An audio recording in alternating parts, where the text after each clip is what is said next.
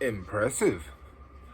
Sony themselves go out of their way to remove CyberPunk 2077 from their own online store. Thus, Cyberpunk, you have done something here with the CD Projekt Red. You have single-handedly did one thing that,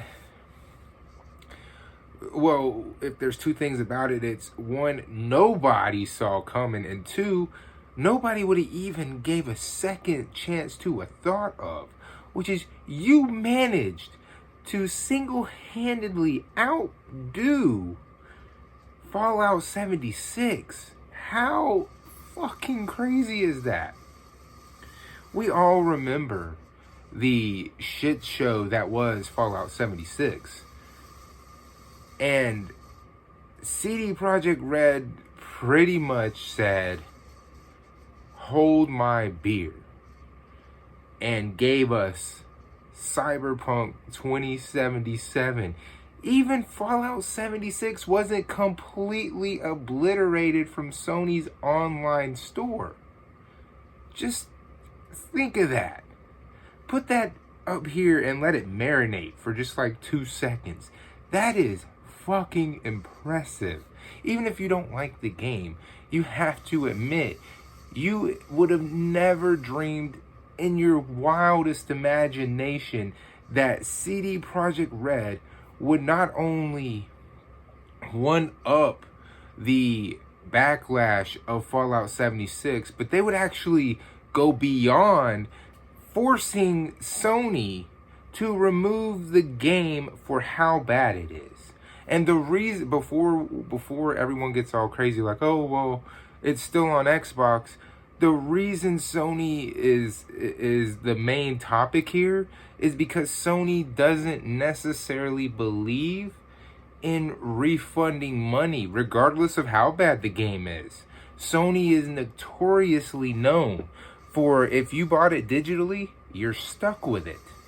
The reason people aren't bringing up Microsoft is because Microsoft has a 14-day policy, and I think it's like maybe 2-3 hours of gameplay. If you play longer than that, you're stuck with the game. But they do have a refund policy. So the reason Sony is at the forefront here is because it's notoriously understood. It's kind of common sense at this fact that Sony does not want to give you your money back ever. I know personally I've had plenty of trouble with Sony and refunds.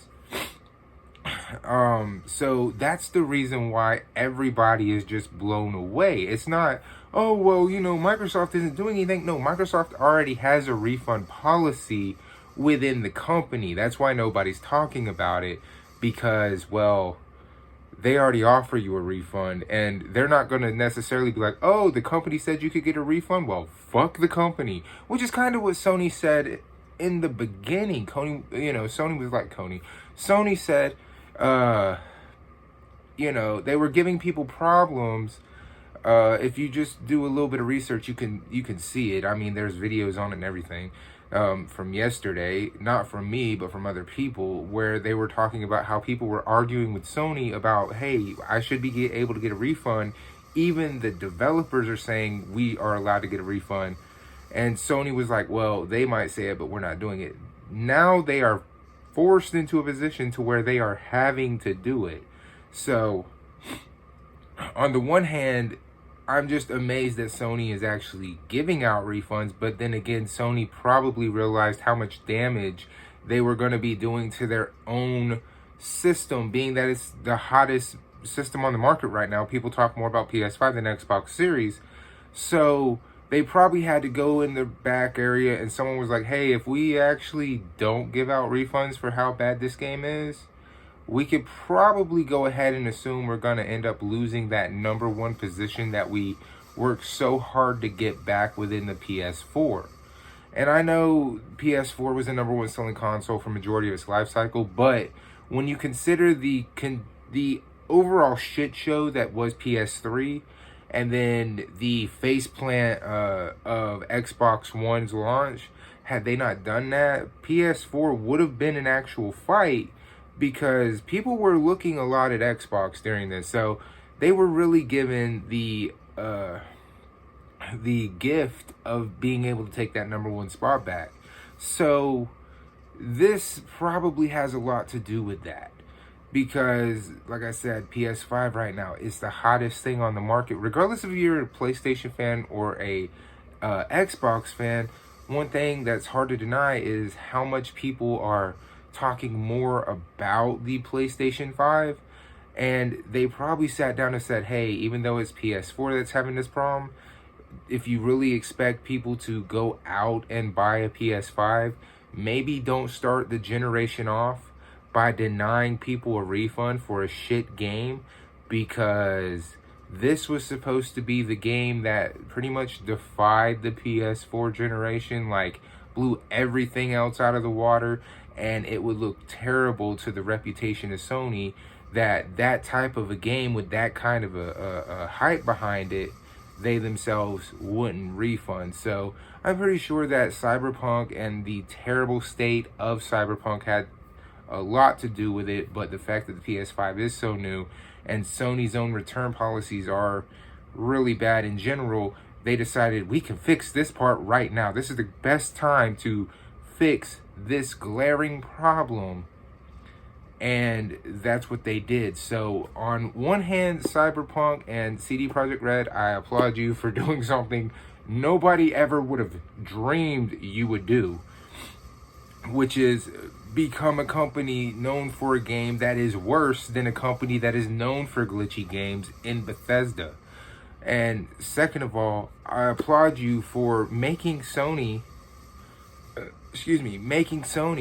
actually fix a policy that a lot of people had been wishing they would do to begin with. Now, hopefully, Sony will stick to this and make this a permanent thing with refunds and everything. That's what I'm hoping.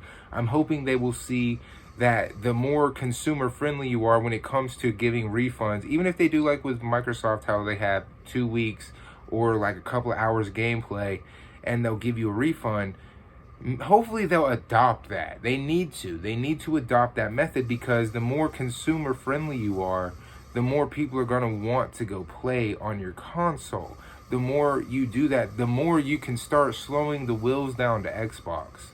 The more you start acknowledging your own community and being more friendly with your community, the more times people are willing to go, hey man, here's some money, take it. But until they do that, people are just always going to kind of lean back and be like, we'll see. And, oh, I want to play that game. Oh, it's only available on that. That kind of makes it the reason to buy. So, hopefully, Sony, you keep this going. But, like I said, it's amazing to me that CD Projekt Red surpassed Bethesda without even trying. This was almost like Bethesda and CD Projekt Red were in a Mortal Kombat fight, and they were like, FallOut76 is the worst game of the 8th generation, and then CD Projekt Red was like, CyberPunk2077, and Fallout 76 was like, fatality. That's what it looks like to me, and it's just hilarious. This is, without a doubt, the funniest thing to watch for not only the 8th generation of gaming, but the overall level of surprise within the community as well. Like I said before, people really have got to start learning when it comes to overhyped games. When a game reaches a certain level of hype, you might want to peel back just a little bit, because the more unrealistic it gets, the more of a letdown the game turns out to be. Anyway, guys, I'm out of here.